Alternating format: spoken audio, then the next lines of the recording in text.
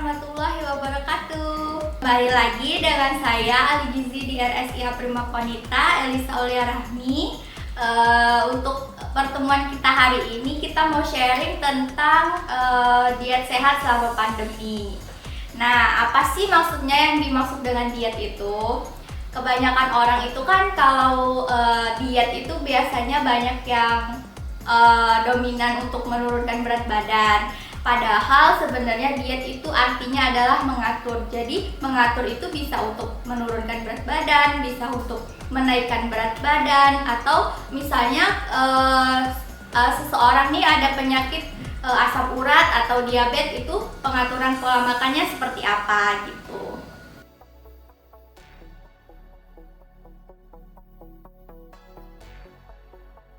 Jadi kalau misalnya kita mau meningkatkan imun, kita harus tahu nih dalam satu piring makanku.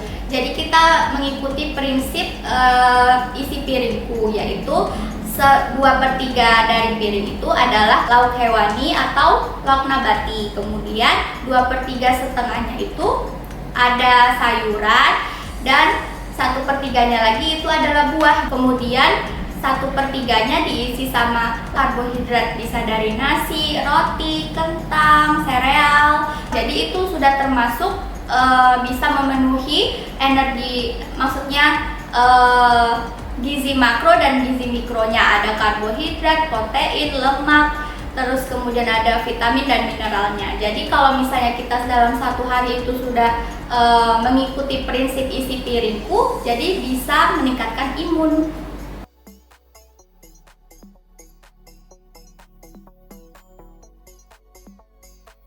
Jadi diet yang bagus untuk ibu yang sedang menyusui itu gizi seimbang. Jadi semuanya itu seimbang, tidak ada yang terlalu berlebihan atau yang defisit gitu. Misalnya tidak terlalu tinggi protein atau terlalu rendah lemaknya atau terlalu mengurangi karbohidratnya gitu dalam satu harinya.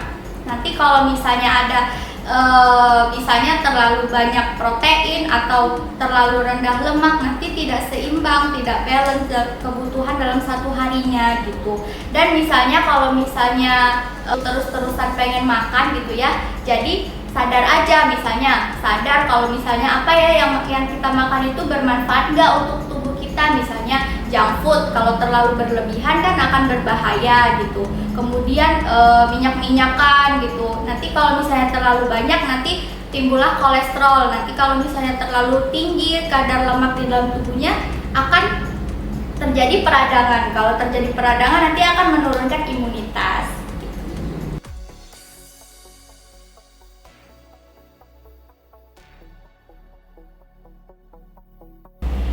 Jadi komorbid itu adalah penyakit bawaan. Misalnya seseorang itu memang ada riwayat diabetes, terus hipertensi, misalnya asam urat atau seperti itu ya. Nah, untuk pengaturannya seperti diabetes itu pengaturannya tepat jenis, tepat jumlah, dan tepat jadwal. Jadi jadwalnya itu seperti biasa, makan 3 kali sehari, pagi, siang, dan sore. Kemudian ada snacknya pada pagi hari jam 10 atau sorenya jam 2 siang gitu. Jadi tepat jenisnya, misalnya lebih memilih makanan yang rendah gula atau rendah garam gitu. Kemudian yang tepat jumlah itu kita atur, misalnya jumlahnya tidak terlalu berlebihan, tidak terlalu kurang. Dalam satu piring itu bisa dilihat dari prinsip tadi isi piringku gitu.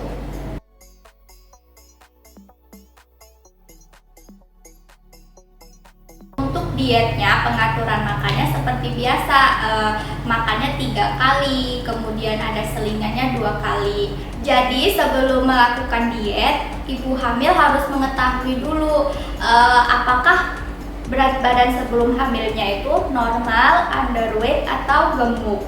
Jika berat badan sebelum hamilnya itu kurang, maka kenaikan berat badan itu normalnya selama hamil 18 kg.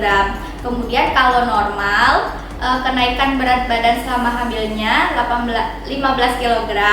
Kemudian kalau misalnya badannya gemuk, kenaikan berat badannya selama hamil itu 10-12 kg.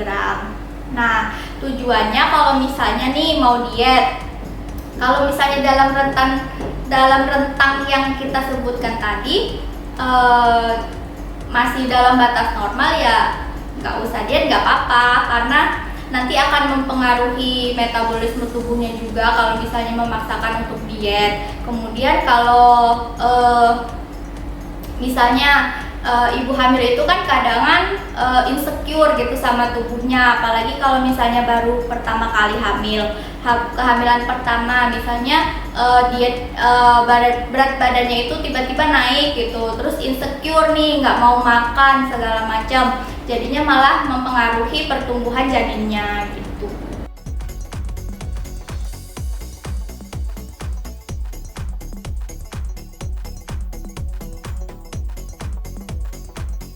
Untuk pengaturan makannya seperti biasa, kita beri 3 kali makan utama, 2 kali selingan.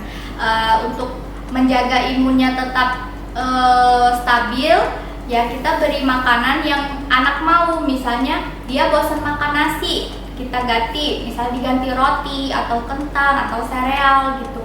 Terus kemudian beri susu 3 gelas, kalau bisa 3 gelas dalam 1 hari. Kemudian jangan lupa beri air putihnya 4 gelas dalam 1 hari. Kemudian kalau misalnya mau makan buah atau sayur, sebaiknya diberi 5 porsi dalam 1 hari. Jadi setiap kali makan diberi makanan buah atau sayur gitu. Kalau misalnya untuk penambahan berat badannya, kita lihat dulu nih apakah aktivitas anaknya itu tinggi, lebih sering main atau lari-larian gitu.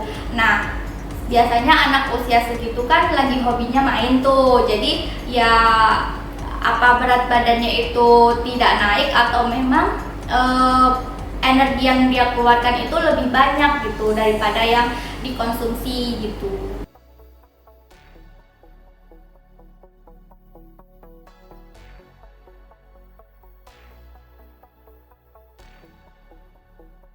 Jadi pengaturan makannya itu dibatasin. Misalnya kalau kita dalam 1 hari itu sudah mengonsumsi terlalu banyak makanan, dibatasin makan makanan yang terlalu manis, terlalu banyak garam, terlalu banyak pengawet gitu. Kemudian kalau misalnya untuk mencegah nafsu makan itu, kita sadar dulu nih, apakah apa yang mau kita makan itu tuh bermanfaat nggak sih untuk badan kita gitu, atau malah bikin suatu penyakit nantinya gitu, atau malah membahayakan janin. Misalnya terlalu banyak makan goreng-gorengan, terlalu banyak makan yang asin gitu, nanti akan menjadi penyakit seperti yang saya sebutin sebelumnya.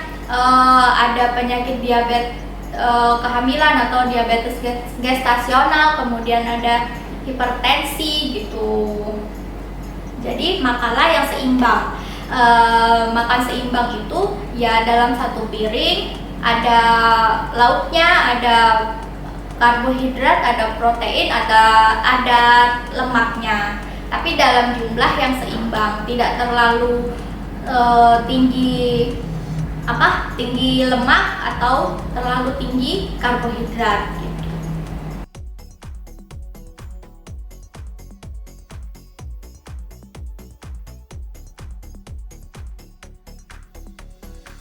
Jadi manfaat dari vitamin C itu adalah antioksidan, atau dia adalah sebagai perlawanan untuk radikal bebas.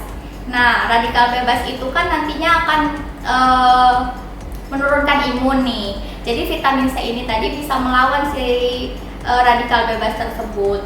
Nah, jadi dalam 1 hari itu kebutuhan vitamin C untuk laki-laki itu jumlahnya cuma 90 mg. Kemudian kalau perempuan itu cuma 75 mg. Jadi untuk yang vitamin C yang dijual di pasaran itu sudah termasuk melebihi dari kebutuhan 1 hari untuk kebutuhan per orangnya. Nah, kalau misalnya kita makan seperti buah jambu gitu, buah jambu itu sudah termasuk memiliki kandungan vitamin C-nya itu 330 mg per hari. Maksudnya per buahnya itu. Jadi itu sudah termasuk memenuhi kebutuhan dalam satu hari. Cuman kalau misalnya nih kita berlebihan dalam mengonsumsi vitamin C itu ya nggak apa-apa, karena dia kan bukan zat kimia, jadi tidak termasuk berbahaya untuk tubuh gitu. Jadi pilihlah menu yang sehat untuk kita menjaga imunitas kita selama pandemi. Nah, dalam satu hari itu kebutuhan garam dalam satu hari itu cuma 1 sendok teh. Kemudian untuk gulanya 4 sendok makan, dan minyak itu 5 sendok makan. Jadi dalam satu hari kebutuhan untuk per orangnya cuma segitu. Kalau kita makan junk food itu sangat berlebihan. Nah, jadi pinter-pinternya kita milih makanan untuk menjaga imunitas kita. Kalau misalnya terlalu banyak lemak, jadinya numpuk jadi kolesterol, jadinya menjadikan peradangan di dalam tubuh, jadi imunnya turun. Jadi kesimpulannya, tips untuk diet selama pandemi, yang pertama, makan makanan yang bervariasi. Jadi jangan yang itu-itu aja, kita harus coba makanan yang menambah nafsu makan kita. Kemudian yang kedua, hindari makan makanan yang terlalu banyak gula, garam maupun minyak, karena pembatasannya itu gula hanya 4 sendok makan dalam satu hari. Itu dalam satu hari itu termasuk ke penambahan gula pada sayuran atau masakan ya. Kemudian garam itu juga pembatasannya hanya 1 sendok teh. Kemudian minyak 5 sendok makan. Yang ketiga, jangan lupa minum air putih 8 gelas dalam satu hari. Yang keempat, jangan lupa olahraga. Olahraga bisa dilakukan di mana aja, nggak harus di luar rumah. Bisa dilakukan di rumah, misalnya sambil nonton TV, sambil bermain dengan anak, gitu. Kemudian tips yang terakhir, untuk menghindari kita makan-makan di luar, karena untuk menghindari penyebaran virus tadi, kita lebih baik makan di rumah dengan cara menyiapkan atau merencanakan list belanja untuk kebutuhan dalam 1 minggu. Kemudian setelah pulang dari pasar, dipak-pakin sesuai masakan apa aja yang mau dimasak, kemudian disimpan di dalam kulkas supaya tahan lama.